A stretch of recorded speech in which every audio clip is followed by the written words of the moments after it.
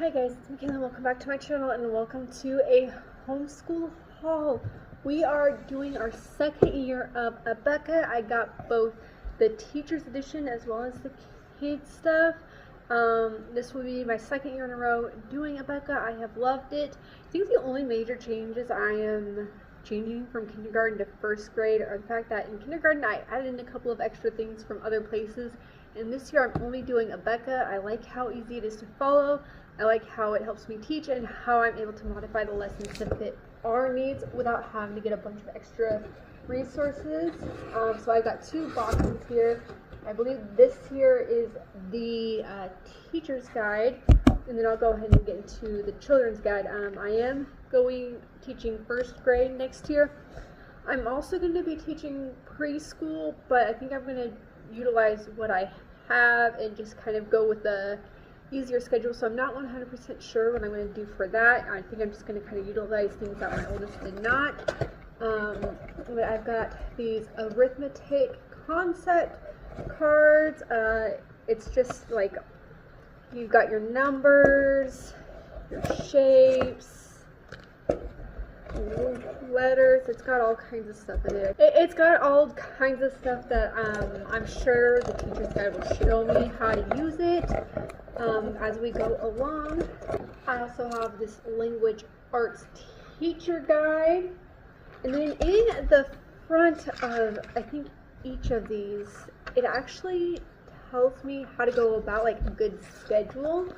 So on this page right here, it'll tell me like what a good schedule will be and timeline. I'm probably not going to follow the timeline just because I like our things to be a little bit different. They're a little bit more loose, but I will probably follow the order of operations. So this one is for like your language arts, your reading, and then the arithmetic, which will be her numbers, as well as a history, health, and science. Then here, this is the teacher's guide? Yeah, this is the teacher key, the arithmetic 1 book. This is all it is it looks to me like an answer guide.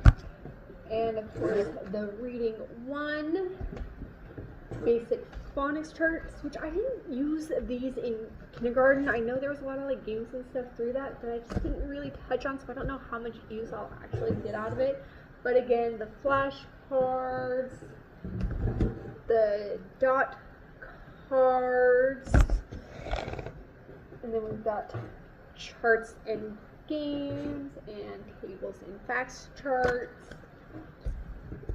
concept cards, and then this is a test and speed, like a drill key, and again this is just teacher's guide. And then we've got letters and sounds test key, as well as the seat work charts. And now I've got the curriculum itself for my daughter, the alphabet flashcards. Again, I really didn't use these for kindergarten. I don't see myself using them for first grade. This will be our Bible reader, so I think this is your Bible lessons. We've got all kinds of storybooks. We've got Stepping Stones, Fun with Pets, Down to the Sea, Kind and Brave, Strong and True, Secrets and Surprises, Aesop's and Fables, Handbook for Reading, and Tiptoes. I think these are all go along with the reading curriculum, the helping you learn how to read, different types of reading. This book here she actually went through last year, but I'm curious to see how the teaching guide helps me with that. I just kind of did it on my own, but My America, My World, it was wonderful. We also have Health, Safety, and Manners, which I believe talks about taking care of yourself and just kind of teaches them like basic hygiene, how to interact with others in a healthy way, that kind of thing. And then we've got Discovering God's Word, which will be our science curriculum for the year. The community helpers we also did last year, but I do plan on seeing what the teacher's guide has to do. But this was a wonderful book, definitely easy. I personally think that this would have been better for kindergarten or even preschool, because I know like my 4-year-old was able to do this. But again, I'm curious to see how Abeka incorporates it into first grade.